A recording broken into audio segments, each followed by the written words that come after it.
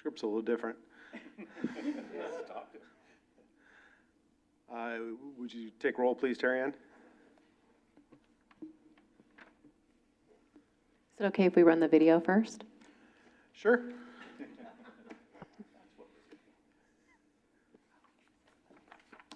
This meeting will be conducted as a Zoom webinar to allow for public participation and comments. The Contra Costa Transportation Authority does not condone hate speech in any form. We continually strive to make life better for all members of our community and create an atmosphere where everyone feels a sense of safety and belonging. We ask that anyone who wishes to speak does so with civility, respect, and kindness for others. Citizens will have 3 minutes to speak. It is requested that public speakers state their names and organizations, but providing such information is voluntary. Citizens participating in person wishing to speak should submit a public speaker card to the clerk. Citizens participating by Zoom wishing to speak should use the raise hand feature or dial *9 if participating via phone, and the chair or staff will call upon them at the appropriate time. Written public comments received in accordance with the teleconferencing special notice on the meeting agenda will be provided to the members. If authors of the written correspondence would like to speak, they should raise their hand in Zoom or submit a public speaker card, and the chair will call upon them at the appropriate time. All written correspondence received after that and during the meeting will be entered into the record. Thank you for participating in a meeting of the Contra Costa Transportation Authority. Terry Ann, please conduct roll. Commissioner Armstrong? Here. Commissioner Arnrich? Here. Commissioner Bernal? Here. Commissioner Alt/Representative Anderson for Burgess? I'm here. Commissioner Carlson? Here. Commissioner Kelly? Here. Commissioner/Representative Nowak? Here. Commissioner Xavier? Here. Vice Chair G?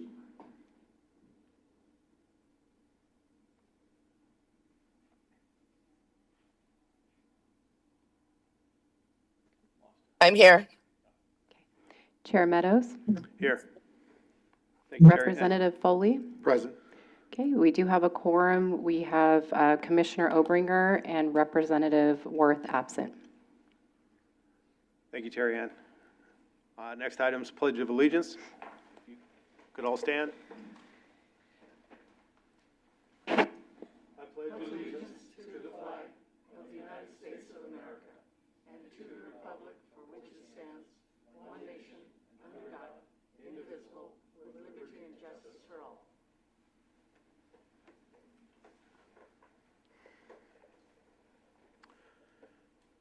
Terry Ann, is there any public comment?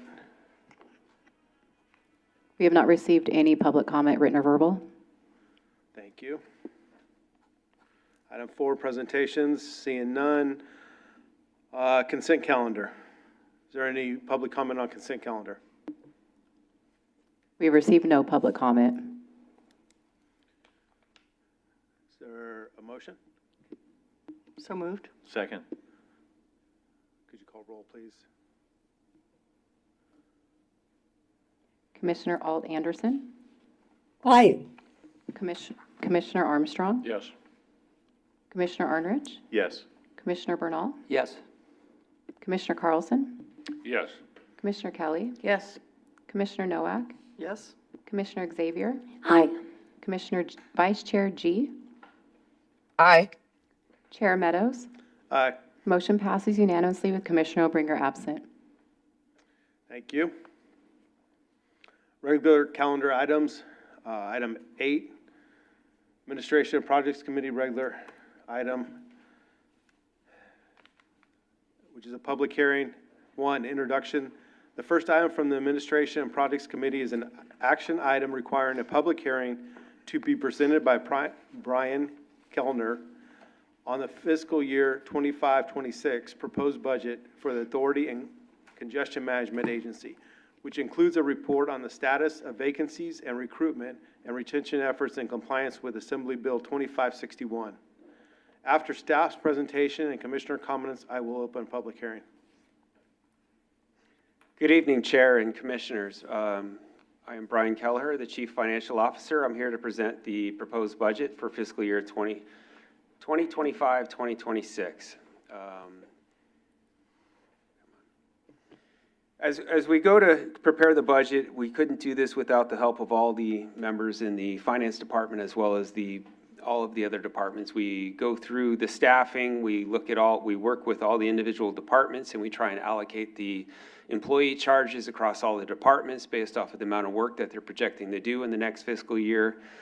We look at all the projects, and some of the biggest things that change for us is is there something not showing? Yeah. Oh, I thought you had it on share.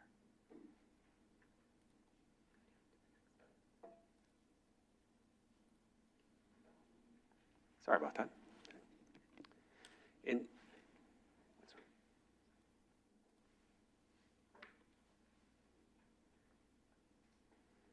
okay. Sorry, thank you.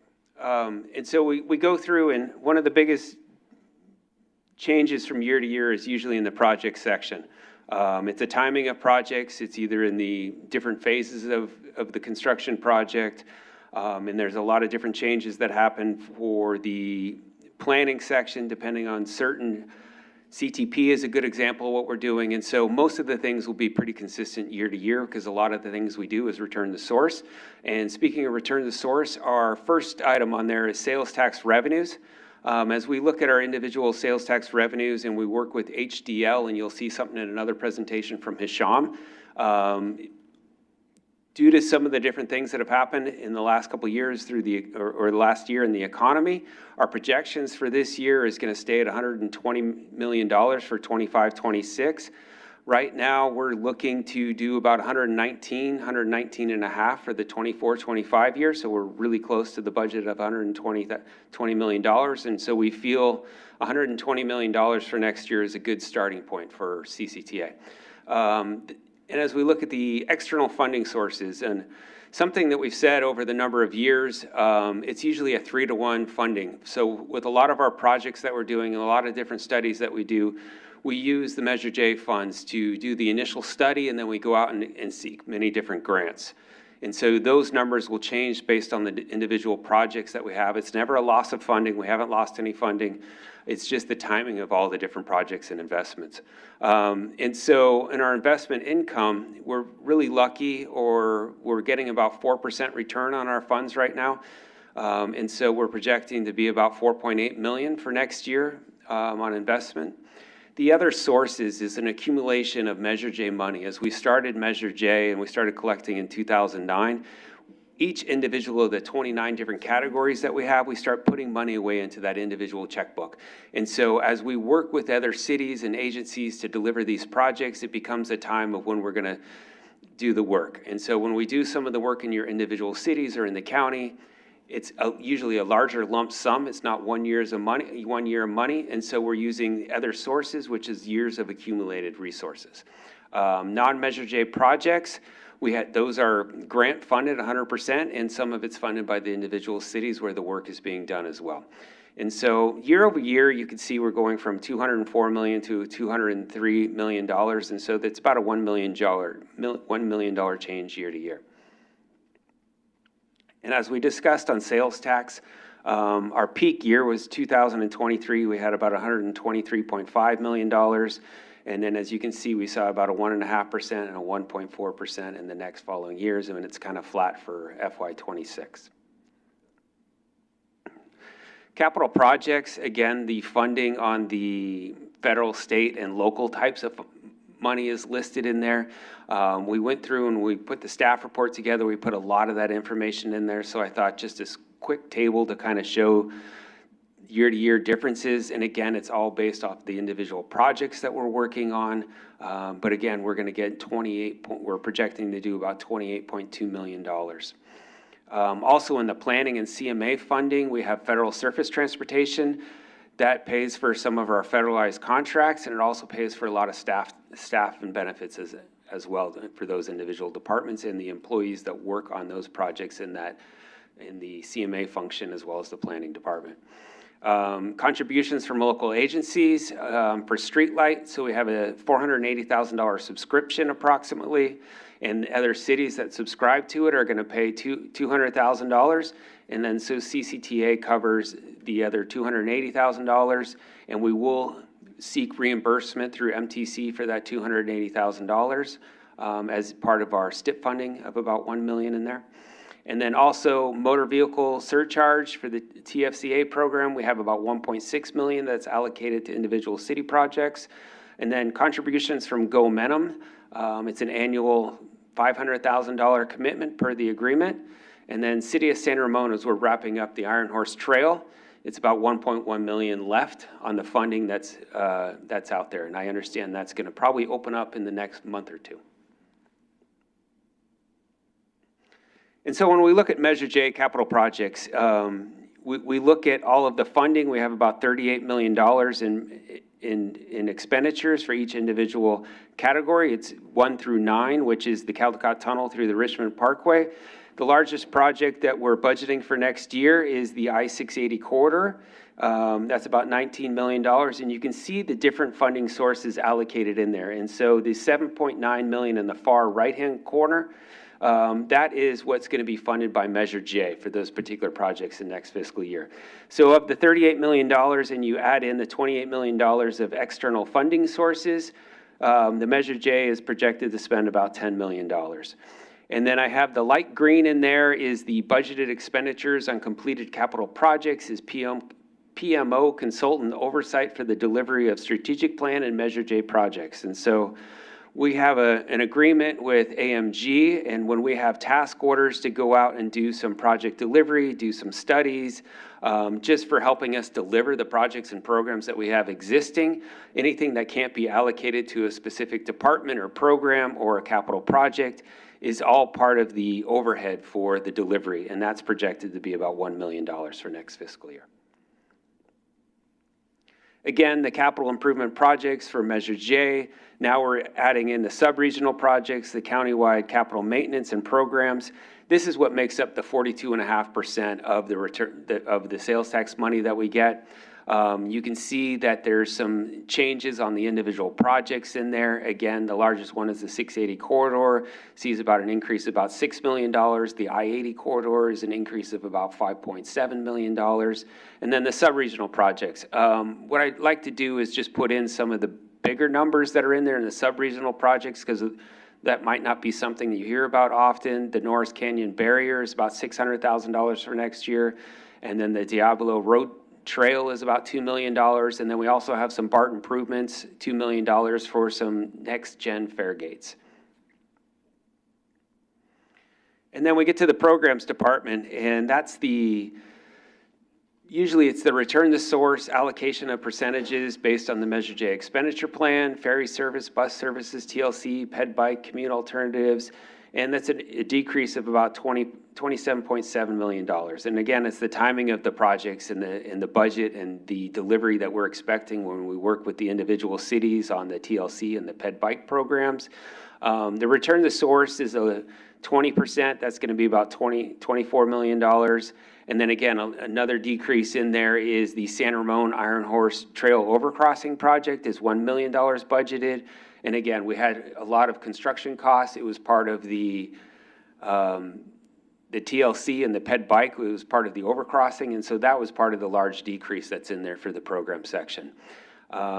Decreases in the budget for paratransit program is about $726,000. We have the ATSP, the TNC, the one-click programs that are in process for next year, and then several other program budgets were revised to reflect current commitments. TFCA is typically around 1.9 million on an ongoing basis, and I think we presented to you the GoMentum program. We talked about $500,000 in revenue from NextGen, and so what we did for next year is we allocated $500,000 in expenditures. We'll be allocating about $250,000 for salaries and benefits. We spend some money with the Innovation Alliance, AMG support, website design, and some connected vehicle alliance for $25,000. And then we have the planning division, which is $7 million, and we have an increase of about $637,000. And again, as we met last month or earlier this month, we talked about the CTP and the efforts there. We have a budget in there of about $1.5 million for CMA support and CTP update.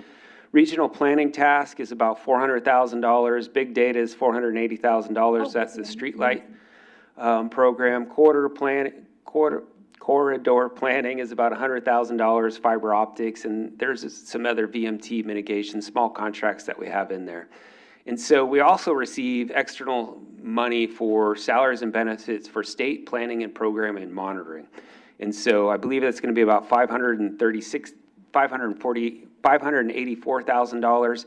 And so what we try and do is we budget the exact dollar for dollar. And so we allocate people's time for project delivery of about $584,000. So we take a percentage of their, but each employee and who are the employees working on it, and make sure we don't lose any funding and utilize that external funding source. And then our on-call contracts that we have about $480,000 assigned on those on-call planning projects.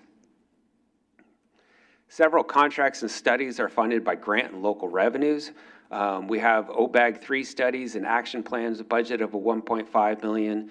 We have the countywide emergency evacuation, $850,000. San Pablo Avenue multimodal is $500,000, and community-based transportation plan is $200,000.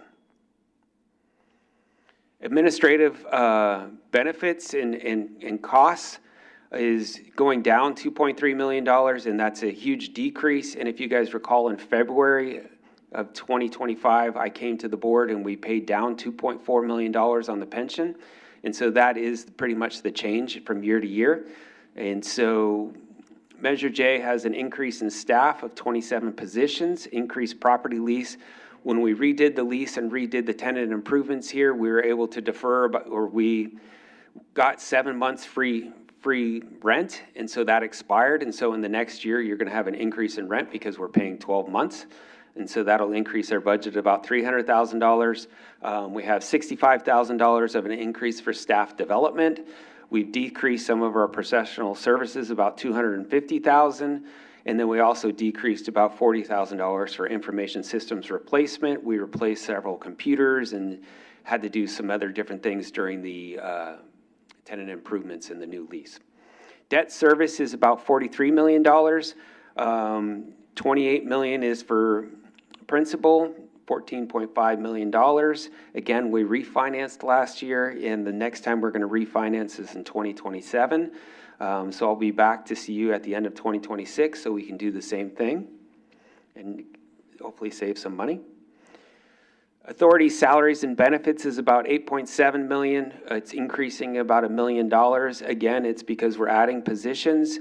We also have 3 retired annuitants. We also have an annual CPI.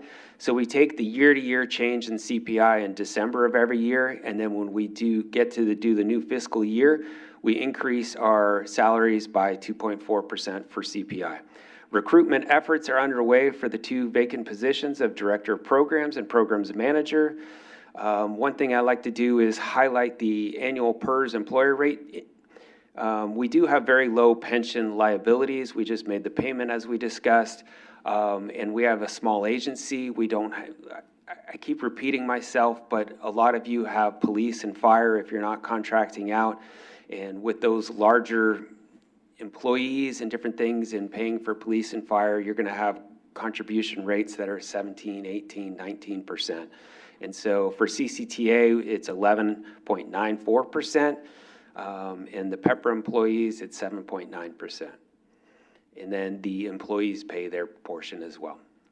Annual OPEB employer contribution rates. We are fully funded. We are overfunded just a little bit, but I reduced it all the way down to 2% because as we have retirees, they turn in expenses to pay for their retirement expenses. And so we use that money and also as a placeholder so that nobody ever forgets that we need to continue to pay into it and everybody's aware that that's a cost. We review it every year and kind of adjust the percentages, but I felt 2% is a good amount to cover and also put in a little bit of money for that as well. New this year is Assembly Bill 2561, went into effect on January 1st, 2025. And thank you, Terry Ann, for putting this together for me. What we have to do is report at our public hearing our vacancies. How many vacancies and what are we doing to fill them? So we have 2 vacancies of the 27 approved full-time equivalent positions. The Director of Construction position has been filled. That'll be filled next week, June 26th, and so that leaves the 2 open recruitments that are already out there, and so hopefully those will be filled in the next year. One of the things that we like to do on our recruitments is we've implemented steps to increase outreach efforts to attract diverse applicants from underserved communities through posting on websites directed towards women and minorities.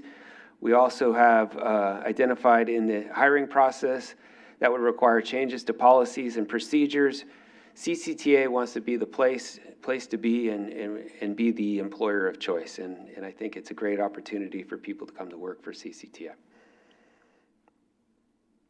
So with that, staff would like to seek your approval and answer any questions that you may have on the budget. Thank you, Brian.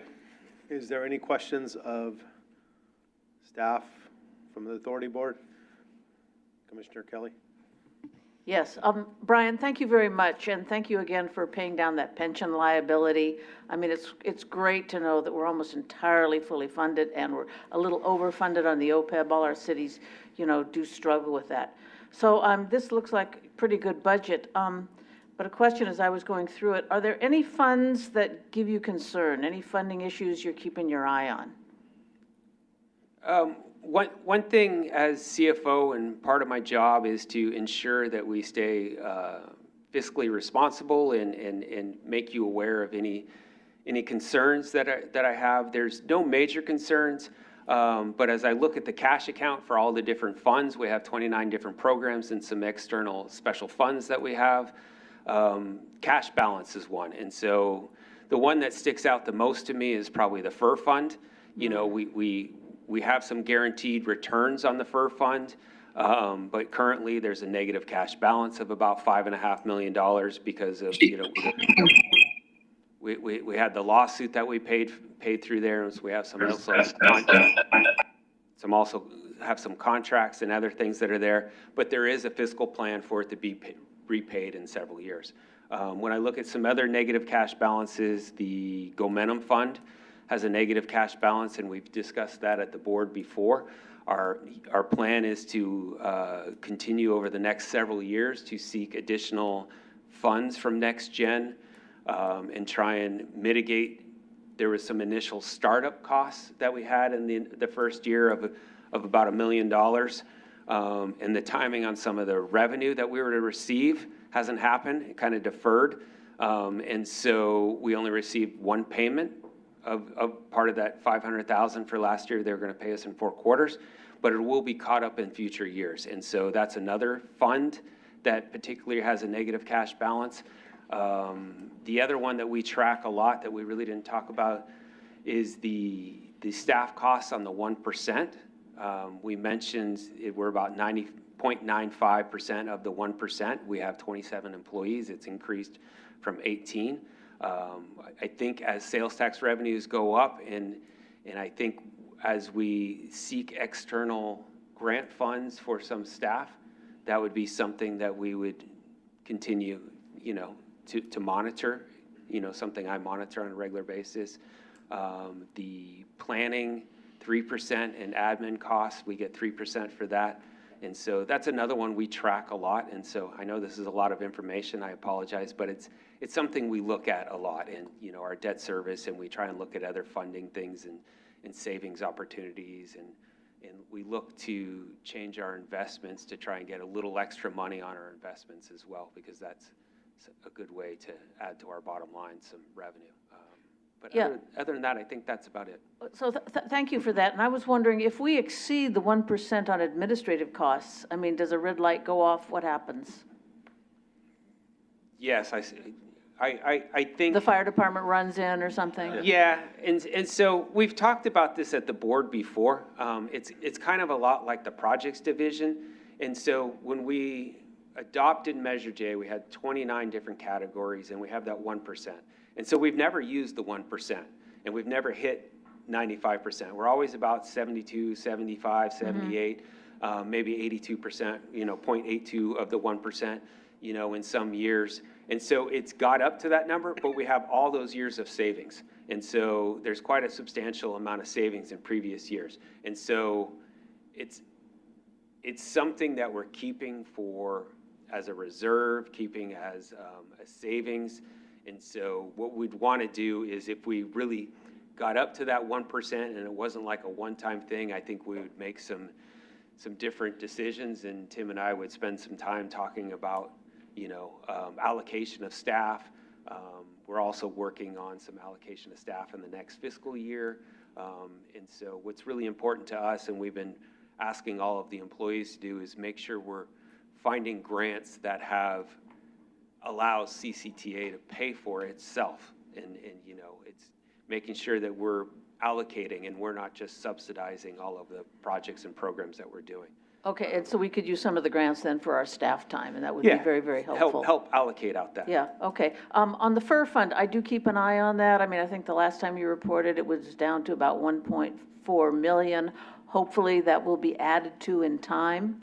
And then the other question I have is reserves. I know that in December of '22, we had a reserve policy, which means, are we building up like a cash reserve fund there for unexpected expenses? Yeah, so when we brought the reserve policy, when Hisham and all of us brought the reserve policy to you, it was in an effort to put away funds up to about $40 million to ensure, as we went through the project delivery, that we had enough. With all of these grants, we have about 73 different grants right now that are active, making sure that we have cash on hand. And so what we did as part of the policy, we said, if we bring you an adopted budget like I did tonight of $120 million, and it comes in at $121 million, when we're here next year, we put $1 million into the reserve, and then that earns interest. And so right now we're about $19 million in that reserve fund, and it earns interest in every single project and program of those categories has a certain percentage in there, and we allocate interest earning 100% to all of those individual funds as well. And so it's a way to, and I think Tim has an item tonight, I don't want to get too far ahead of us, but we're thinking about potentially, and he'll talk to you about that, is utilizing some of the interest on all of those reserves to help fund a specific project or program, which is an allowable cost in that policy. Yeah, I appreciate that. I mean, I know in our cities, we have a reserve policy, and we always say it's a percentage of, our general fund expenses. I'm not asking that there, but I just want to know that it's there. I couldn't find it in the budget. And so you say we're earning about 4%, so we'd be earning maybe 4% on that 19 million if it's just kind of sitting there? Yes, and so we do a weighted balance of all of the projects and funds, and they all earn interest based off of their value. I get that. Okay, well, Brian, thank you very much, and as always, I really appreciate your financial reports. Thank you. Commissioner Arnerich? Thank you, Brian. Chris asked a lot of great questions, but I think your answers demonstrate something, and I'll get to my question, is the complexities of CCTA in accounting. And we're a big agency and we're a small agency.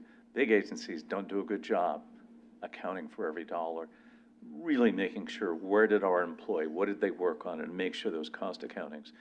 The other thing wasn't anticipated, but it's part of our success, that when Measure J was passed, nobody really could conceive that we would qualify for such a substantial, nearly 4.5 times the amount of matching funds.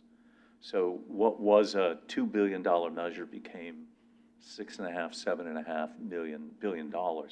So it took us a few more people to accomplish all that work. So that's the wonderful news. And the reserve policy was something that we didn't have way in the past. So this was brilliant, and you and others were the ones that really took the lead on that. What do you see as we're about 12 days from closing the books? How are you seeing us ending up in this year? We did a mid-year adjustment. Where do you actually see us landing? Are we below expenses? I know construction's going up and down, and that's just an allocation year to year. We might have it in the bag. Do you see any landmines or anything in there that you're observing? No, I mean, I was looking, some of the things that we can control, and so, You know, with CCTA, we bring you the budget late because of the timing of the invoices from all the cities and different things. Because by the time they get our bills to us, they're always 2-3 months behind. Some of our construction invoices come in right away on the month after it. And so we don't close our books until middle of August. And so the timing right now, and some of the things that we can do is, you know, I was working with Yuli today about the salaries and benefits. And so if we took all of our salaries and benefits and we only have 2 more payrolls left, you know, we still have sufficient savings in our budgets and for what we had. You know, that's a timing of employees here that have been here and have left. And so there might be some savings and some positions that might have been there. But all of the other return to source funds, you know, those are all on time. You know, our cash balance is a little lower because we've paid all the bus agencies before we receive all of our money. And we wait till we pay all the cities the return to source on the 20% the following fiscal year. So that's a good thing for us. But no, I do not see anything that's of any large concern. Great. And I echo everything Chris said about your talent in the complexity of what we have and keeping us on track. Thank you. Yeah, just a quick question to follow up on Chris's about the 1% limit. So with the 2 new positions that are proposed to be hired in this upcoming year, will that add to the 0.98 and push us up to or potentially over the 1%? Those 2 positions will not, they're already budgeted in the 25-26 budget that we have proposed to you on the 12 months. If they're not hired, there'll be some of it, but those 2 individual positions will not touch the 1% because they're not working on administrative duties. They're specific to their roles that they're being hired for, which are other funding sources. Thank you. Any other questions from the authority board? Terry Ann, is there any public comments? Hi, Chair. Can we open the public hearing? Sure. At this time, we'll open the public hearing. Are there any public comments? We have received no public comments, written or verbal. And none here. Okay, thank you. I would move this resolution number 25-12A to adopt the authority's 25-26 budget. I'll second that. Terry Ann, could you take roll call?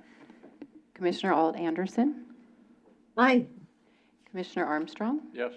Commissioner Arnrich, Aye. Commissioner Bernal, Yes. Commissioner Carlson, Yes, sorry. Commissioner Kelly, Yes. Commissioner Nowak, Yes. Commissioner Xavier, Aye. Vice Chair G, Aye. Chair Meadows. Aye. Motion passes unanimously with Commissioner Obringer absent. Thank you, Terry Ann. Thank you. Next item is 2025 Measure J Strategic Plan, Proposed Revenue Forecast Revisions. Looks like Asham will present.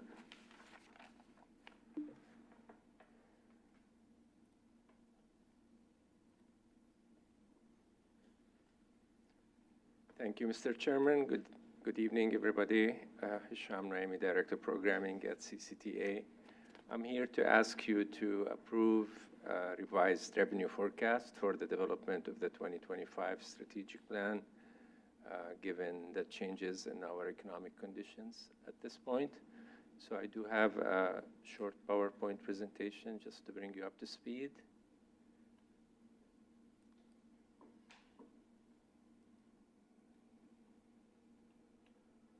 Here we go. Just some background information. I'll go quickly through this since most of you are familiar with it. We're in year 16 in Measure J. There are 9 more years left before the measure expires. The expenditure plan guides how we spend our Measure J dollars. It is split between programs and projects. And as Brian mentioned, 57% of our revenues go to ongoing programs like return to source money plus operations and so on. And as our revenues fluctuate up and down, the amount they get, since it's a fixed percentage, fluctuates up and down. On the project side, however, which is the 42%, that not only that pays for funding the project, but also it pays for project management, for debt service on bonds, as well as a contingency in case there are revenue declines in the future. Projects really need to know how much they're going to get in Measure J and when they're going to get it to have some certainty about when to complete the project. So it takes into consideration the schedules and the funding needs of each project. What the expenditure plan doesn't do, it does not tell us which projects to do first, what to do if our revenues fall short from our projection, as well as how to pay for debt service. That's why we do the strategic plan. So we look out in the strategic plan 5 to 7 years. In this case, we're going to look out all the way to the end of the measure to ensure that our commitments that we are making do not exceed our revenues, including the 1% or other programs that we just talked about. Also, the strategic plan helped us figure out how much to issue in bonds, when to issue them to meet with the project schedules.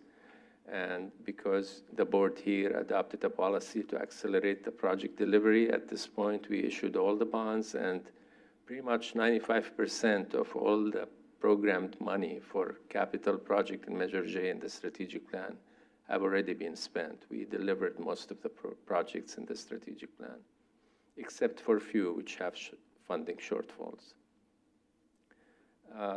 We update the strategic plan every 2 or 3 years. The last one you approved was in 2022. This will be the 8th update, the 2025 strategic plan. And we do that because we continuously look at our assumptions on revenue growth, debt service costs, as well as other factors. Just some highlights since you last adopted the 2022 strategic plan. In the past 3 years, our revenues did much better than what we were anticipating in the last strategic plan, about 15% more, so or $48 million more. And then Brian may have mentioned that we refinanced our 2015 bonds earlier this year. That saved us $7 million in debt service over the life of the measure. You heard about the mega grant award in October last year, $166 million. We just got notified last Friday, as Tim emailed you, of another $58 million for the 684 interchange. That's great news, but these grants are reimbursement-based grants. We don't get cash up front, so we need to account for it in our cash flow. We basically advance it with our Measure J and then seek reimbursement. So it does have an impact on our cash flow, and we in the next 3 to 4 years, we're going to have probably a very large construction program, probably the largest since we started this measure, about $500 million to $600 million in worth of construction contracts. These are some of the projects you see on the slides that will be moving forward into the construction phase. Not only we're doing now Measure J projects, but there are many non-Measure J projects we're doing. We have the 5 Safe Streets for All that we're doing in 4 jurisdictions, the county-wide smart signal projects throughout the county, as well as 3 signal earmarks and so on. So these are some of the highlights. Things were going great until earlier this year when all the talk about tariffs started.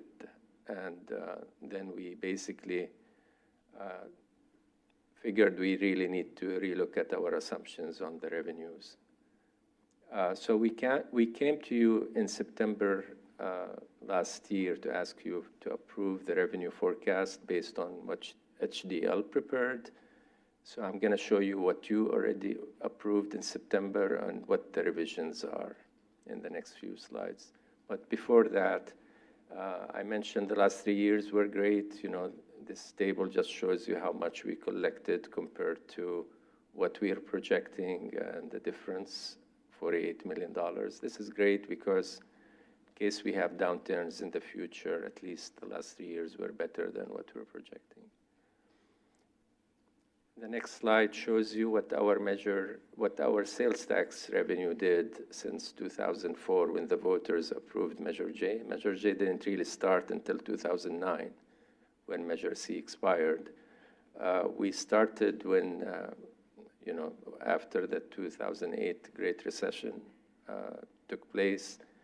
And you can see since 2010, our revenues have been doing great. Until 2020, we have a short dip. But then the last 3 years were great.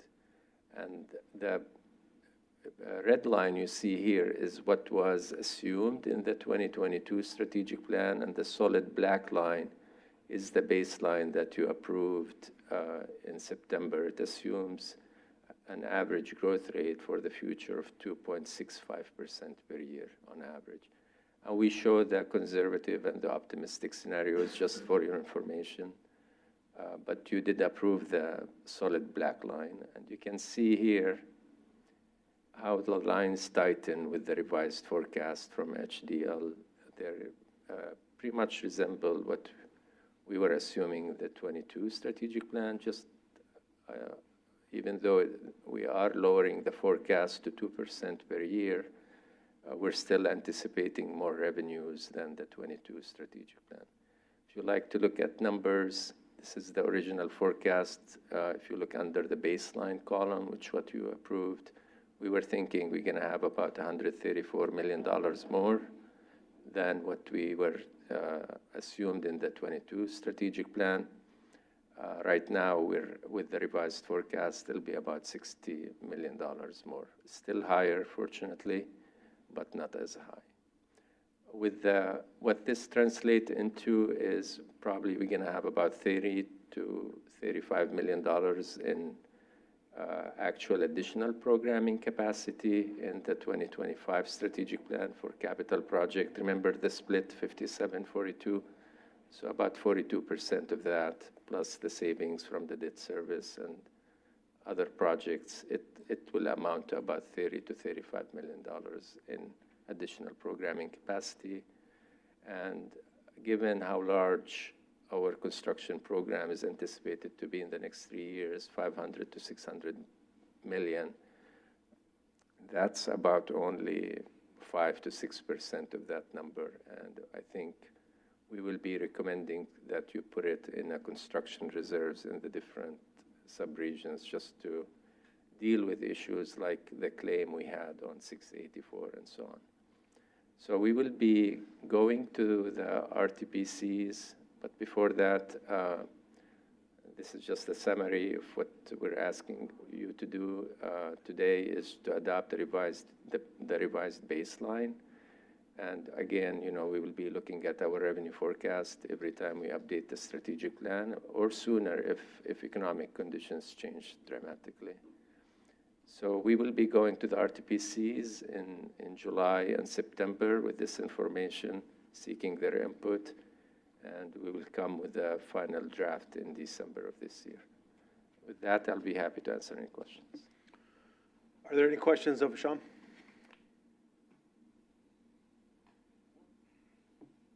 Seeing none. Are there any comments? Motion?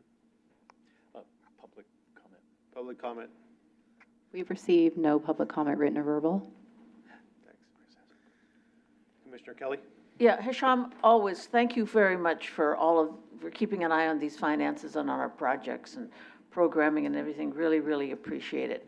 And thank you for bringing up that 58 million that we just got. That's a trade corridor enhancement program, something like that? That's correct. And so that will go to I-80 State Route 4 interchange? I-680. I-680, I'm sorry, I-680, okay.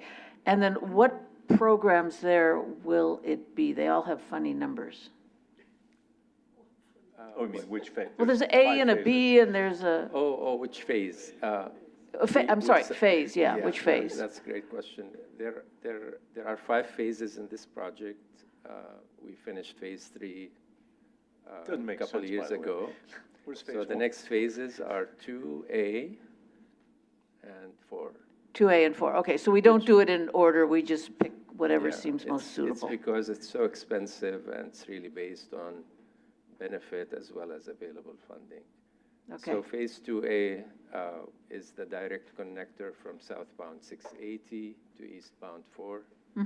And then 2A is an extension of the collector distributor road from eastbound Highway 4 to southbound 680. Okay, got it. Great, thank you. So, yeah, I was going to say, this is a very responsible act that we do approximately every 3 years.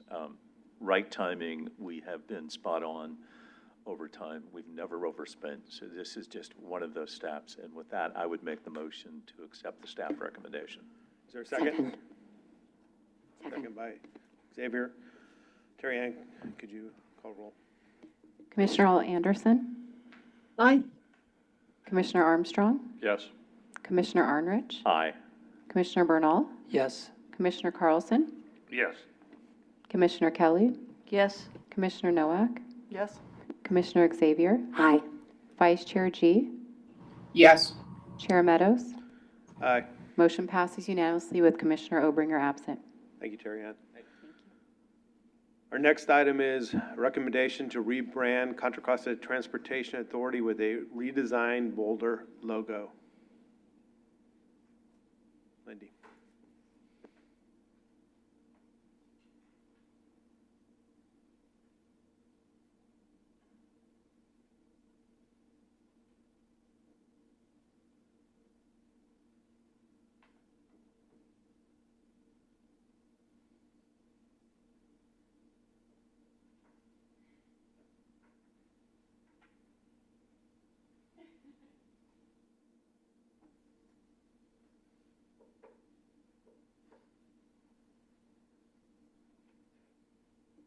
One moment for some technical adjustments.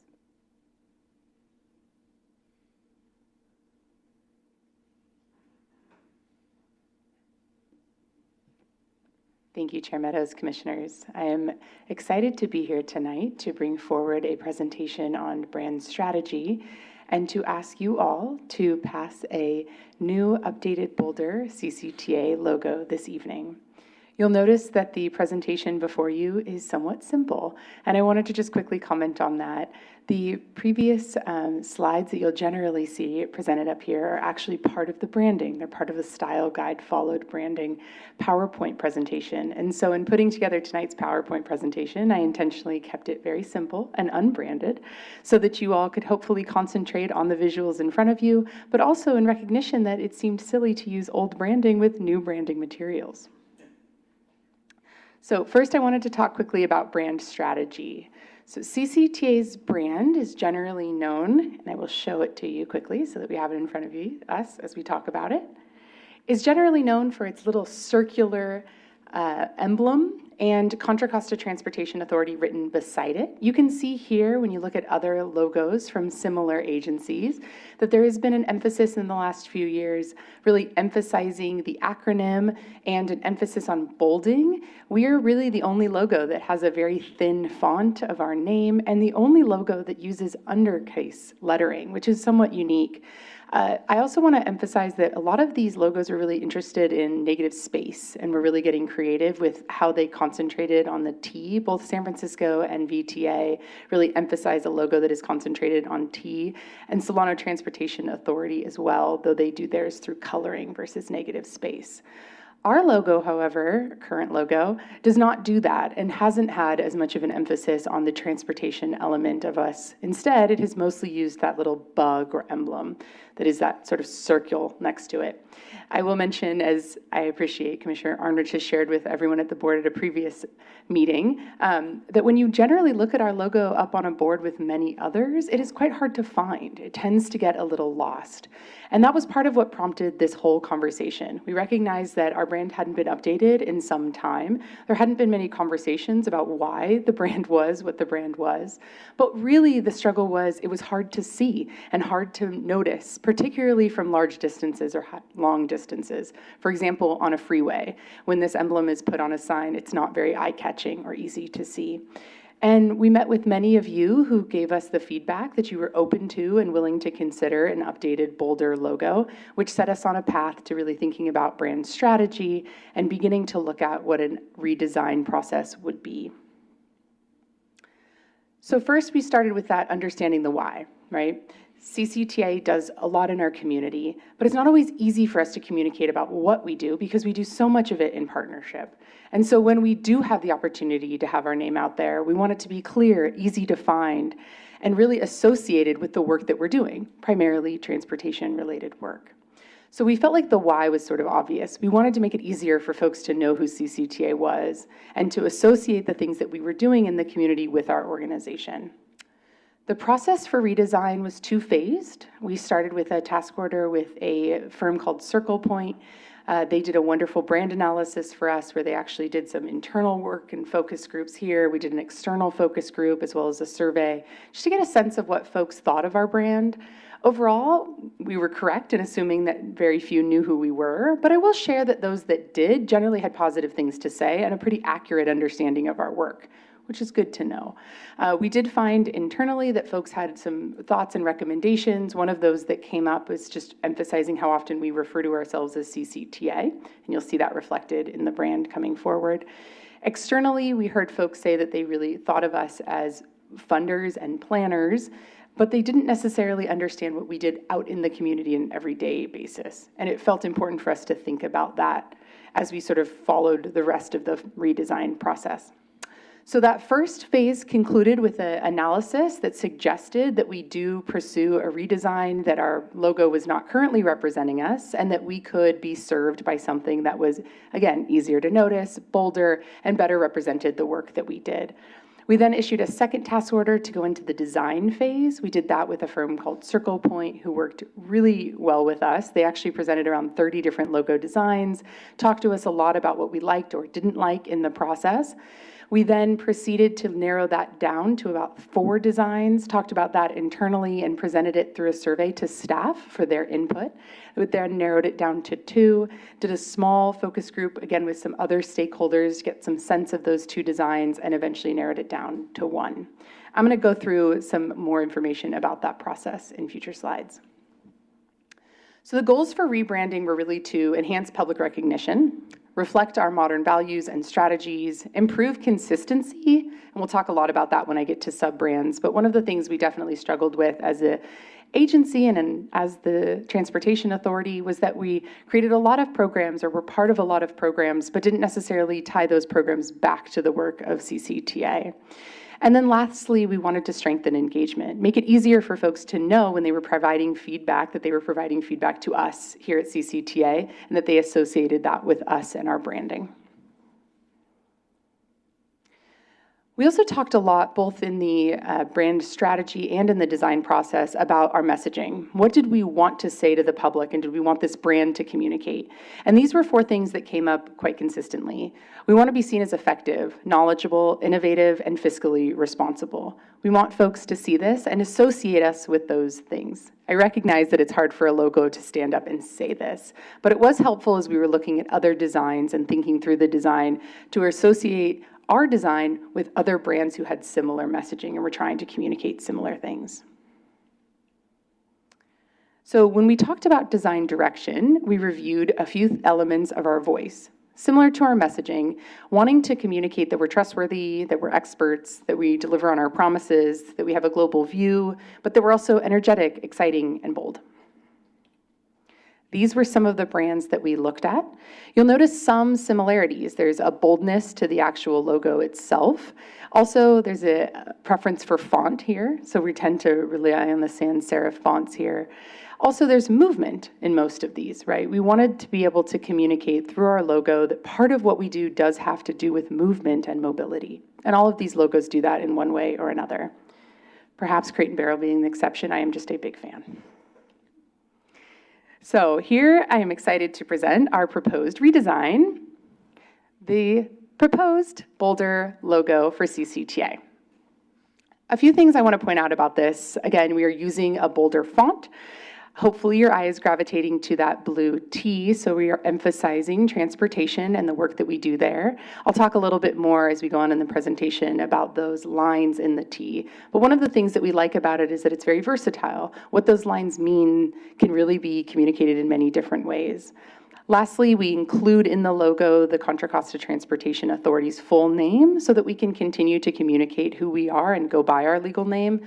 But this logo allows us to use CCTA as shorthand and to be known by that shorthand, as we already are in many ways in the community. I will just quickly mention with our previous logo, we actually had no style guide or ability to use CCTA, even though at times that did happen. Here's what the logo will look like in black or white. And here's some examples of what it might look like on materials. So you'll notice in the bottom corner, that's what it looks like on a sign on a freeway, as well as a hoodie or a bus stop. We really liked the terminology where mobility meets community, and one of the conversations that came up at APC was actually around taglines and thinking about, do we want to really stick with a tagline? One of the things I want to point out, and again, we'll talk a little bit more as we go on, is that we decided not to have one tagline, and that was because we felt like there were certain circumstances in which different taglines really spoke to the work that we were doing. Primarily the "Let's Get There Together," which is a tagline that CCTA has adopted a few years ago, but also instances in which we wanted to emphasize things like your tax dollars at work, right? There are certain projects in which it feels very important to say, hey, you have invested in this project, and we want to emphasize that. As such, we are recommending that we continue to use all three of these given certain settings. So we're not maintaining a specific tagline or making a recommendation for a specific tagline at this time. I talked a little bit about movement, and I think this is sort of a fun example. In fact, I'll replay it for you all, of ways in which we will be able to use this logo to show movement. This is an example of something we'll likely use at the end of a video or a short social media short. But it's also something that we could continue to animate in different ways. It could mean a rail line or a bike path. It could also, in certain situations, mean a street or road. But it allows us that flexibility while still communicating a level of movement. Particularly that top slash in the T really looks like something is turning and moving forward, which is something we'd like the eye to gravitate towards. So now I'm going to talk a little bit about sub-brands. I mentioned earlier that one of the real objectives of this effort was to try to create more cohesion amongst our brands. And one of the ways that we are recommending doing that is to really emphasize the CCTA brand in connection with some of the programs that fall under it.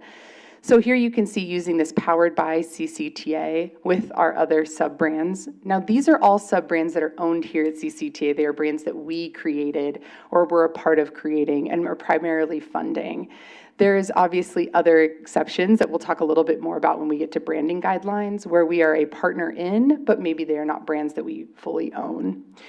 That being said, we are recommending that moving forward, this powered by CCTA be used whenever we are putting forward a new brand. And again, because we own these, we also have the ability to kind of continue to work with them. For example, with the Innovate 680 brand, we may change the color slightly or adjust things so that it creates a little bit of a slightly more cohesive brand look and feel. Again, right now you might notice some negative space that we'd be able to adjust through design. Another sub-brand is 511 CCTA, or currently 511 Contra Costa. We are looking to explore making that 511 CCTA and creating a much stronger connection between the work of CCTA and the work of what is currently 511 Contra Costa. Folks in our community are really aware of 511 Contra Costa. They're out and about. They're a big part of things like Bike to Everywhere Day, but they're also really actively involved in community programming. Most of that, however, is really housed here at CCTA from its source, and we want to make sure that the public is aware of that and is able to relate that back to the investment that they're making by supporting the Contra Costa Transportation Authority. At the recommendation of one of the commissioners, we are also putting forward a recommendation in which CCTA is at the forefront of 511. While we're not asking any of you to specifically make a decision about this tonight, we certainly welcome your feedback and thoughts. The only thing we are asking for your approval of is just the CCTA logo itself.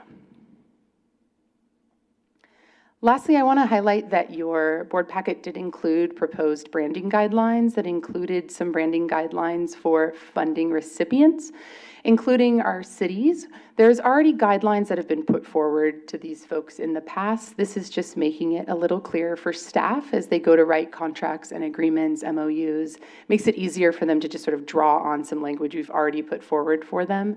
We've also let our transit operators know that many of their agreements may start to include this language, but intentionally chose to be very flexible in saying that we'd appreciate if they were willing to put the logo on the exterior of a vehicle, but if that doesn't work for them for one reason or another, we're really just looking for their support and partnership in helping to elevate the CCTA brand. And they may choose to do that through car cards within buses or using bus stops or other ways that may be more financially doable for them or may work better for their marketing plan. And they were receptive to that in the conversations that we had. I've also shared these proposed branding guidelines with all of our transit operators, with the exception of BART, I will actually mention, because BART is somewhat of a different situation in that most of the time we are funding capital projects. And so the branding guidelines for them would only apply in the capital project, which again, we've already had some previous history with. Lastly, the branding guidelines does talk about advisory boards and our request that advisory boards, including the RTPCs, help us to elevate the CCTA brand and communicate through their websites and materials the connection between CCTA and those advisory bodies. We also ask that when they go out into the public in a public setting, for example, if they're at a community event and they're tabling, that they do so as CCTA or in a co-branded fashion. So I, again, am very excited to be here and ask you all to approve the new Boulder CCTA logo, and I very much welcome questions. Thank you. Thank you, Lindy. Are there any questions from CCTA? Commissioner Kelly. Yeah, well, it's more of comments, because Lindy and I have talked. I really like it. I like it a lot. And my eye does go to that T. And, you know, putting it on the side of a shirt or certainly on the freeway, you can really see it. I know there was a project in my city that was funded by CCTA, and you couldn't even know, you know, who was responsible there. I personally like the idea of, maybe not now, but soon, putting CCTA above 511. Maybe that's a slow process. Maybe it changes as it advances, but I think we want to know CCTA is the brand, and then we have sub-brands below it. I take your point about having different taglines. You and I talked about that. Okay, I'll go with that. And lastly, you're going to be producing a style guide, I would imagine, and passing it out to staff, and the rest of us can see it as well. Yeah, the style guide is actually included in your packet and will be available as soon as you all choose to approve the logo. Okay, cool. Thank you. Any other questions or comments? I just had comments. Same thing, Chris. This is the right time. And I think the illustrations, particularly for the freeway signs that you were showing, are really good, because we had a major project with an OBEG grant that came through CCTA, and we followed the rules that we had. You can barely tell that CCTA is on there. So this is the right time. You know, we've got a short runway here before we get up to doing a new measure. And I think it's important that we, you know, show the public who we are and what we're doing, because we're pretty anonymous. And it hasn't been the value proposition that we put out in front.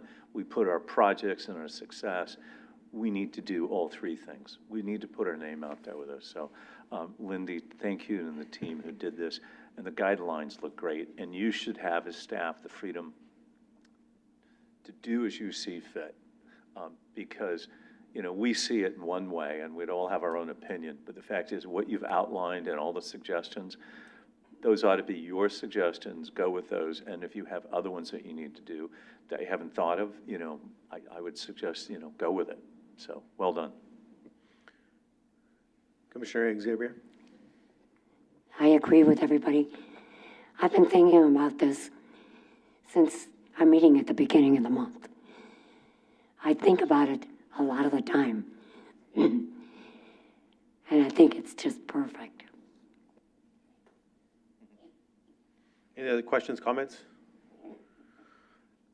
Terry Ann, are there any? Commissioner Al Anderson.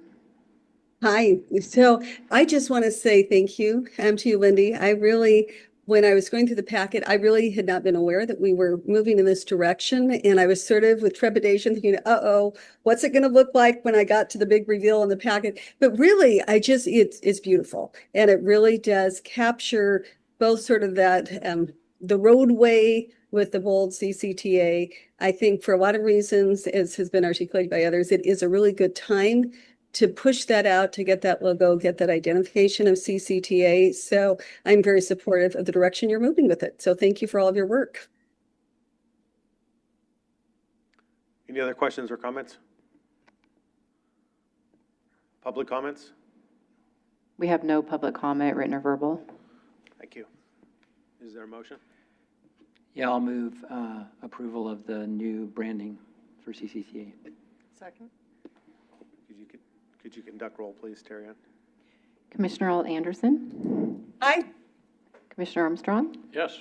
Commissioner Arnrich, Aye. Commissioner Bernal, Yes. Commissioner Carlson, Yes. Commissioner Kelly, Yes. Commissioner Nowak, Yes. Commissioner Xavier, Aye. Vice Chair G, Yes. Chair Meadows. Yes. Motion passes unanimously with Commissioner Obringer absent. Thank you, Lindy. Thank you. Our next item is item D, 8D. New item, consideration to develop a new transportation expenditure plan. That's me. It doesn't say you. Oh, my apologies. Good evening, everyone. Tim Hale, the Executive Director of CCTA. This item, I think, is a good segue off of the previous item as we start thinking about branding and where we're going into the future. And we had a really good discussion about this at the board workshop, and this is really about just kind of continuing the conversation that we had at the board workshop around, you know, the number of factors that need to be considered in terms of developing a transportation expenditure plan. I know one of those factors is the regional transportation measure, but also public opinion research, economic factors, as well as really understanding the needs of the community.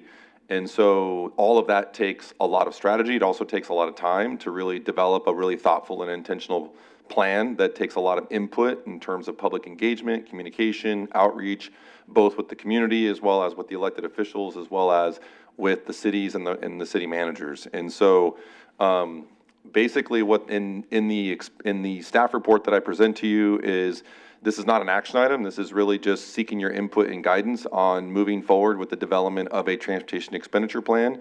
And really what we would be doing is really focusing on a work plan that would be brought to you at a future meeting, either in July or September. And one of the things that we kind of have lessons learned about, for example, the measure and the expenditure plan that we developed back in 2019 is we started too late. And I think the important message here is, regardless of when we go out, whether that be 2028, 2030, 2032, I think it's important that we start the development of the expenditure plan now. And as we develop that expenditure plan, we collectively in the board can decide when would be the right time to actually, place a measure on the ballot and really start taking in consideration all of those factors. A big part of this is also really taking into account and building upon the countywide transportation plan. The countywide transportation plan and the TEP are very much separate, and I want to make sure that's really clear. But the CTP, as it gets developed over the course of the next 6 months, there will be a list of projects that will be in the CTP that'll be an unfiscally constrained aspirational vision of all of the projects in the CTP. And so as part of the TEP, we would have to decide what types of projects and programs and policies would be included in a future transportation expenditure plan. And so that's what I'm calling the TEP framework that I've laid out in the staff report. So the staff report indicates this two-step process where you would develop this framework in which it would develop the rubrics and kind of structure in terms of really going through the process of developing the performance criteria, measurements of success, doing that public engagement, doing the public opinion research, understanding community needs, and start understanding how we're going to do that and setting the framework at which we're going to build the actual TEP. The other part of the framework would be to really focus on lessons learned. So being able, by the board giving us feedback and input on starting to develop a transportation expenditure plan, it allows us to start the conversation externally. So we can reach out to other counties that have been successful in passing recent measures, for example, like Napa Valley, San Francisco, Alameda County, and start talking to them about what was successful, what worked, what didn't work, and bring those lessons learned into our program. The other thing that is focused here is really building a team. So we really need to build a team to help us kind of determine and navigate all of the factors and challenges in terms of developing this expenditure plan, because there are a lot of factors, including the regional transportation measure that's slated and anticipated for November of 2026. And the communication of those between that TEP and that is going to be extremely important. And then, so building that team, what we would do is basically go out and build this team, identify an overall budget, and we would bring all of this back to the board for approval at a future meeting. Brian already kind of, our CFO, mentioned it earlier, but because we built this reserve program 2 years ago, there's roughly, after this current fiscal year, so in about 2 weeks, there'll be roughly about $2.8 million in there to be able to help develop this transportation expenditure plan. I think the total budget, and this will be confirmed as we start conversations with consultants as well as the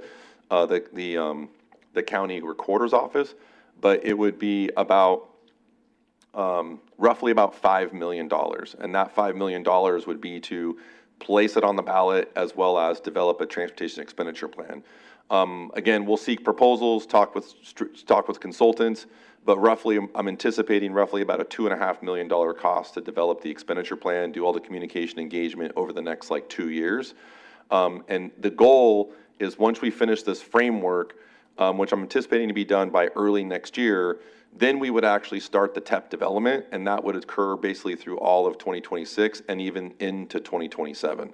And then the goal of the goal, depending on when this board decides that is the right time to place a ballot on the measure, if it was 2028, we would be targeting basically right around November of 2027 to basically adopt an expenditure plan as well as an ordinance to be able to approve a tax, it's called a tax and use ordinance, as well as take it to the County Board of Supervisors for ultimate approval. So that's an overview of kind of the plan, the strategy. I'll open it up for questions, comments, direction, input, but really we're just seeking input from you at this time. Are we on the right track? And really what we would be doing is seeking and building this team, and then, like I said, in either July or September, bring a formal action to the board with a number of contracts as well as a budget and a resolution to be able to tap into those reserves, the earned interest from the reserves in order to fund those contracts to start developing the TEP. And again, that will happen at a future meeting. Thank you, Tim. So I'm supportive of moving forward now and be ready to go whenever that timing is, instead of scrambling at the last minute. So I'm supportive. Commissioner Honrich? I agree with that completely. I think high-level view, there's still some core areas that I would hope that we still include. Local streets and roads are still important. That's kind of a backbone of how we gain support from all 19 cities and the county. Public transit modernization and using smart technology, fair integration with real-time information, because that's an area that we lack, and it's an area of public trust and transparency. We're going to keep investing in it. We need to know who, what, when, and where. Continue with active transportation, congestion relief, system efficiency, goods and movement. Something that we look at, but if you look at our 684 and 80, those are corridors that are moving the goods and services that create the jobs and the things that we need. And we shouldn't forget that.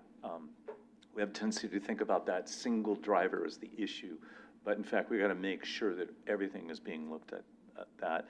And I think the last area, something we didn't do in the last, and it's always been a struggle for us, is programmatic flexibility.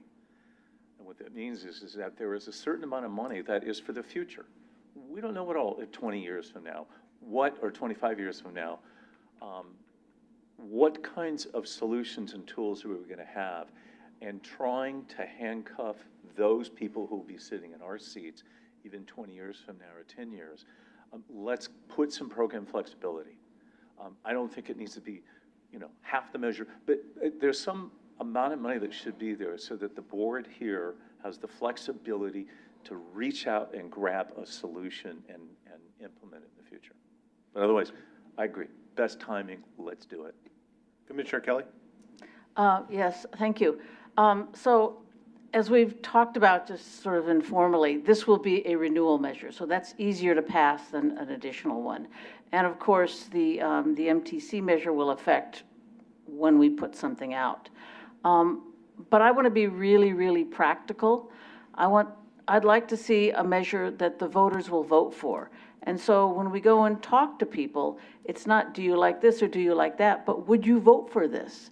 Find out what they really want. And the second thing is, as Newell said, local streets and roads, return to source money, maybe some flexibility in there. Not every city's the same. My city might want it for potholes and roads, and somebody else might want it for a trail. But that return to source money is really, really important, and that way we will get the city managers and the city on board. So, yeah, just those items right there. Commissioner I know Nowak? we're going to discuss it more in the future in the workshop. Commissioner Nowak? Obviously, sitting on MTC, I've got some, well, I have an opinion. I guess that's nothing new. But I am concerned about how much work we do ahead of time, because if MTC measure fails, we will be doing a 180-degree turnaround, right? Because if BART basically stops running and our buses can't function, things like that, we will probably be looking at something different than filling potholes or doing other support. So I would be a bit concerned about putting a whole lot of meat around what we want to do until we get a little further down the line on this measure. We first haven't even gotten past the legislation yet. So, you know, that concerns me. The other thing I think from a lessons learned is the last time the measure was, there were so many things in it. The booklet was like the size of a novel. And there were so many options, it was really hard to get your hands around. And I think we've got to try to keep it simple enough so that people don't have to read a novel to understand what they're voting for.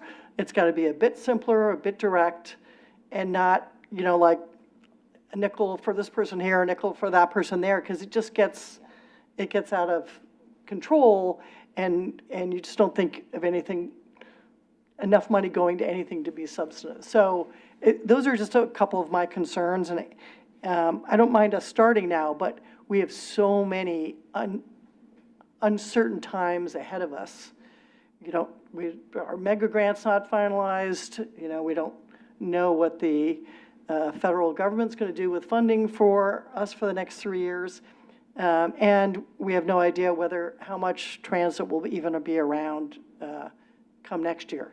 Hopefully a regional measure passes, but that's the other thing. If a regional measure passes, we're going to have to think about timing, because going a half cent next year and then a half cent 2 years later on a similar topic, transportation, is that going to be too close to distinguish what we're doing versus the region? Are we going to be able to get enough people's attention and paying attention to it? So those are just some of my concerns as we move forward, not moving too fast or spending too much money before we have to maybe do a 180-degree shift and then have to spend a lot more money on it. So I would also want to factor in, are we better off going in a presidential year or non-presidential year too? Any other questions, comments? Oh, sorry, Ken. Commissioner Carlson?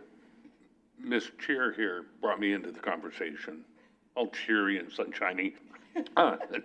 No, but I wasn't going to even weigh in because I'm fine either way. But with the comments that Commissioner Nowak mentioned, I think that's the reason to start now. And a key element of it should be who is eyes on from the team of what's going on with MTC and SB 63. What are the barriers? What are the challenges as it rolls out? So I think that really should be, despite with everything that Sue said, as far as that's the reason I would say, eyes on, be prepared, and have that weigh in the strategy of what we're bringing forward.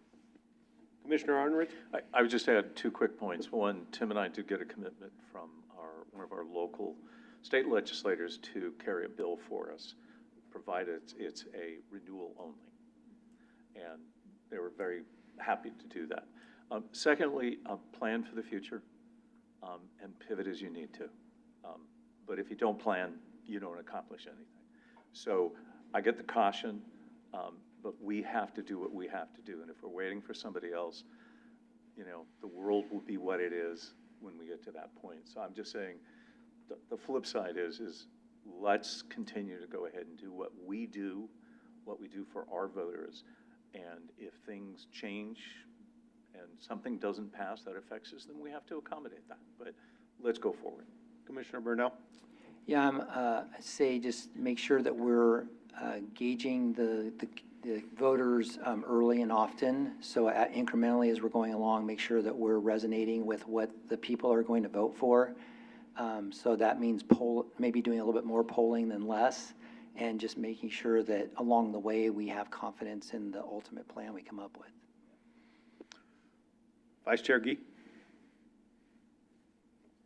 Yes, I agree that it's time to get started. I think it's very important. Tim, I liked what you had to say about building a team. One thing that I've been thinking a lot about that I think is very important in building that team is I do think that it is important to have two things. And you mentioned, lessons learned from other entities. So I think it's important to have proven expertise at helping entities be successful. But I also think it is really important to have part of that team be a fresh perspective. Have some new team members that can really offer, a new look at how things may have been thought about. I just think that's really important, especially, when there, wasn't success in the past. I think it's really important to have people that can bring, some fresh perspectives. Any other comments? Terry, any public comments? No public comment has been received, written or verbal. Okay, thank you. Moving on, item 9, Planning Committee, we have no items. Correspondence and communication, if there's any, is in your packet. Associated committee reports in your packet. Item 12, Authority Board and staff comments. Chair's comments and reports, I have none. B, Commissioners and ex officio representatives' comments and reports on activities and meetings. Commissioner Kelly. Thank you. I think it was June 8th, we had a CCT event at Pinole, the Pinole Pride and Juneteenth event. It was great. Hisham was there, I was there. Lindy showed up with one of her daughters. The mayor of Pinole stopped by, the city manager stopped by, the new police chief came by, and it was really, really great, and we interact with a lot of people. So this June 21st, this Saturday, staff and I and some of the consultants will be at the Richmond Juneteenth event over in, I think it's Norris Park in Richmond. So if you're around, come on by and see the CCTA booth. Commissioner Nowak, representative. Yeah, whatever. Well, MTC, SB 63, the CTAs have been providing us technical assistance, get that wording correctly, and trying to still figure out an expenditure plan for the regional transportation measure. That is not an easy process. I know Tim's been coordinating a lot of the group on that. We seem to be making a little headway. Maybe we'll have 5 counties, maybe not. But at least we're heading. Yeah, I know, it's a long. They've now asked for a little extension to August 11th to make a decision whether they're in or out. And I think a lot of their in or out is going to be dependent upon the expenditure plan that comes up. I was in Sacramento yesterday, as well as Mark. The BART folks were there at the same time as a couple of us from MTC were. Because, it's now moving from the Senate over to the Assembly side. And Lori Wilson is the chair of the Transportation Committee on the Assembly side. So we were talking to them to see what kind of support, what they were thinking right now, what the challenges are. And I'm sure we'll have a bunch more meetings on that going forward. Mark might have different perspective of his meetings, but there's still a lot of work to do, so. Thank you for doing it. Any other commissioners or representatives? Commissioner Armstrong. Yeah, earlier when Brian was briefing on the budget, he mentioned the Iron Horse Trail overcrossing at Bollinger Canyon Road and the upcoming ribbon cutting for that. We do have a date for that.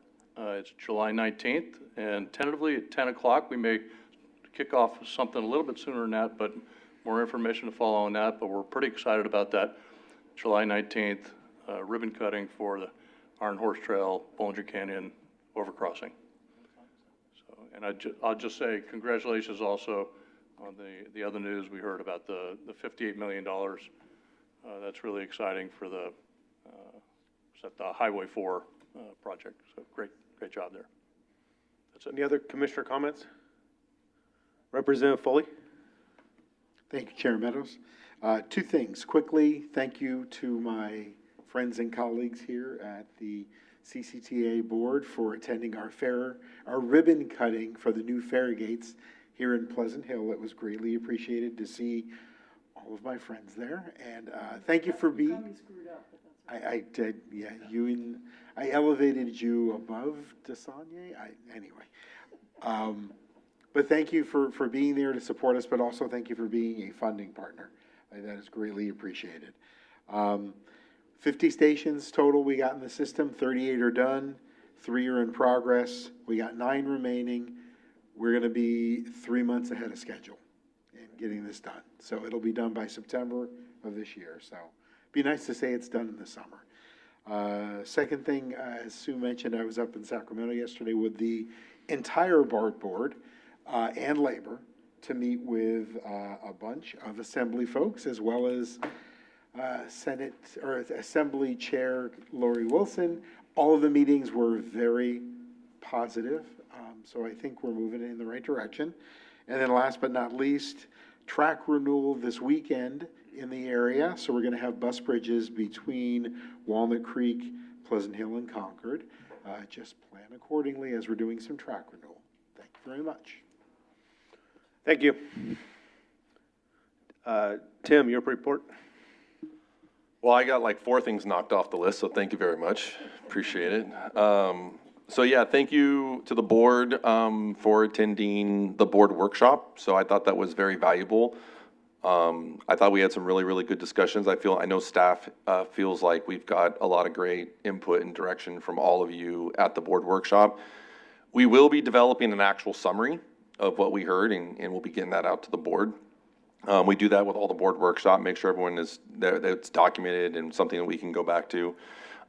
You should already have a hold on your calendar for the next board workshop, which is in November. So, so keep an eye out for that. And we also wanted to kind of, do you know what the date? I think it's the 20th and 21st, I think. It's a Thursday, Friday again. So,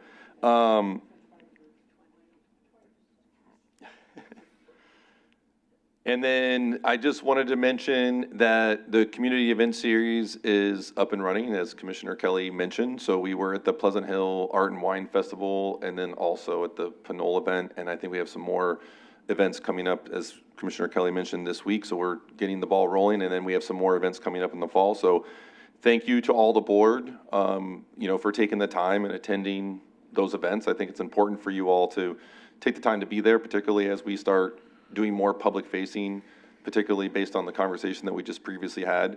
And then also thanks again to staff for taking time on the weekends and helping with those events. It's really important that we continue to do that and, continue to elevate and get our brand, more brand recognition in the community. I wanted to kind of call your attention to the couple letters that were in the board packet under correspondences. One letter is relative to transit funding. So because the Trump administration pulled back about $4 billion of high-speed rail, Governor Newsom is actually trying to redirect funds, to fill in that gap, which includes potentially looking at Transit Intercity Rail Capital Program funds and LCTOP funds. And I don't know the acronym for LCTOP, so I apologize. And so we sent a letter basically urging that doesn't happen, because we do, County Connection, LAFTA, and CCTA do have some unallocated Cycle 5 Transit Intercity Rail Capital Program funding, TIRCIP funding, for the 680 Express Bus, as well as for the Bollinger Canyon Share Mobility Hub. So, and that's also what's funding the bus on shoulder testing at Gomentum Station. So I want to bring that to your attention, just that there's definitely this trickle effect that's happening with that. The other conversation that is happening at the state level is the renewal of the Greenhouse Gas Reduction Fund that supports the cap and trade program. And so because of a lot of the redirection of funding here, there's the governor has placed his own priorities in terms of what that renewal is going to look like. And primarily it's focused on fire management as well as high-speed rail. So as well as some support for, I think, housing as part of that work. So we're keeping an eye on that as well, because I know the trans operators are really laser focused on making sure there's funding that will be available for capital and operations. So we're there to support the trans operators on that whole conversation. And then the other thing is last week, a week ago Monday, there was a DMV public hearing for their commercial autonomous vehicle regulations. And so I was able to form a small coalition of public transit operators in California. And I actually went and testified at the hearing, but basically urging DMV to allow for autonomous for public transit. Right now, the way the draft regulations are written, it prohibits passenger service in anything over 10,000 pounds, which would prohibit any type of passenger service in any autonomous vehicle over 10,000 pounds, which is essentially public transit. So we urged DMV to make a narrow exemption for basically public transit type of vehicles that are being operated in partnership with either public transit operators, local agencies like CCTA, and also a weight range of 10,000 to 11,000 pounds to allow for these like shared autonomous vehicles. The other thing so those are the two letters that are in your packet. I just want to make sure you're aware of those things. On a more high note, we had a really great industry event here at CCTA. It was basically a Meet the Primes event, and it was an opportunity to invite the A&E industry contractors to CCTA, talk about all the upcoming opportunities. And as Hisham was mentioning, we do have one of the largest construction programs ready to come up in terms of both local projects, state highway projects, roughly 500 to 600 million. So we had 170 people actually show up for that event here at CCTA. It was very impressive. It was well intended. A lot of great excitement and interest in our projects, including contractors. I met with 5 contractors that day. And then also we had exhibitors out on the patio that were there. So we encourage, kind of meeting the primes and assisting small businesses and disadvantaged businesses to partner with larger consulting firms as well as contractors. And so that was also part of the program that day too. So thank you to Daniel and to the finance team and to the projects team and planning team to assist that event and kind of put that together. So it was very, very well attended. So we were very impressed by the level of interest we got from the industry. The other thing I wanted to some highlights is we did receive the $58 million. So appreciate everyone's leadership on that, and also Hisham in the team by putting together just a really great application. And it was actually really good that we were even awarded the funds, even though we didn't get Caltrans's nomination on the project.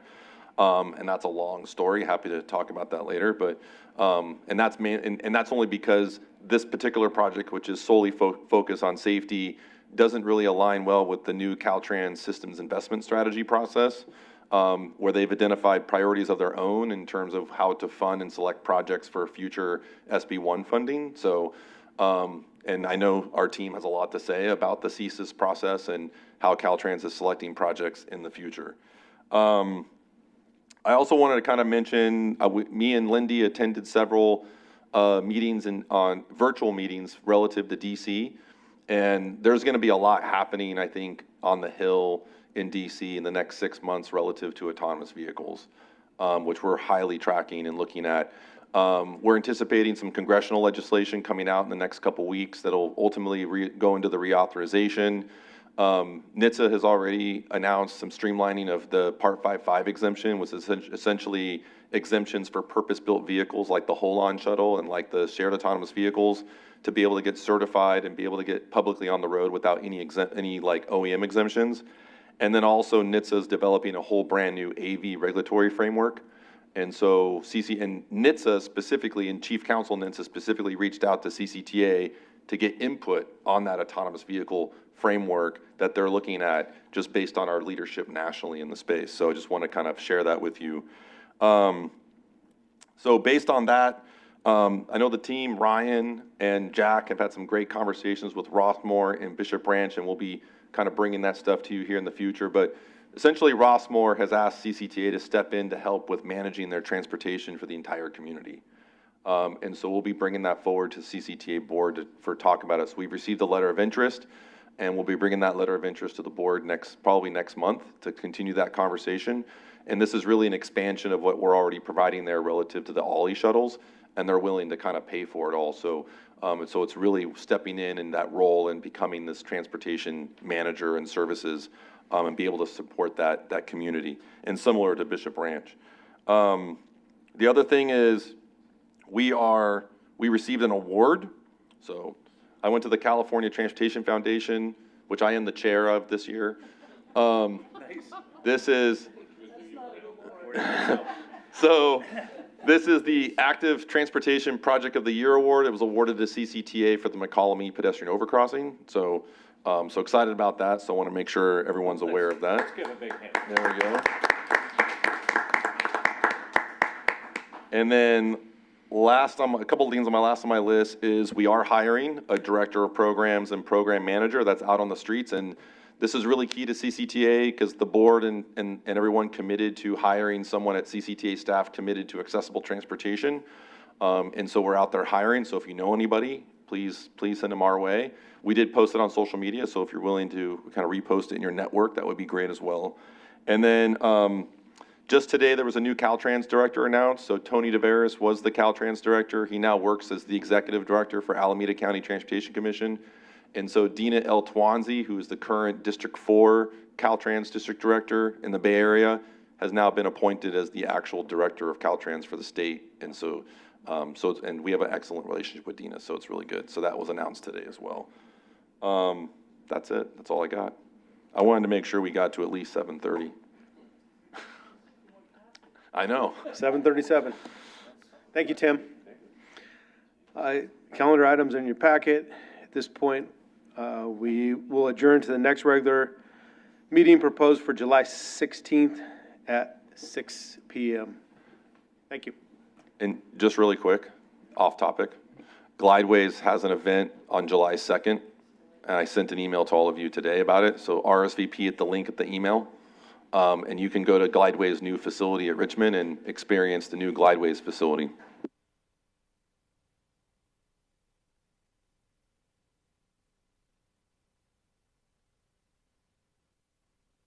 Recording stopped.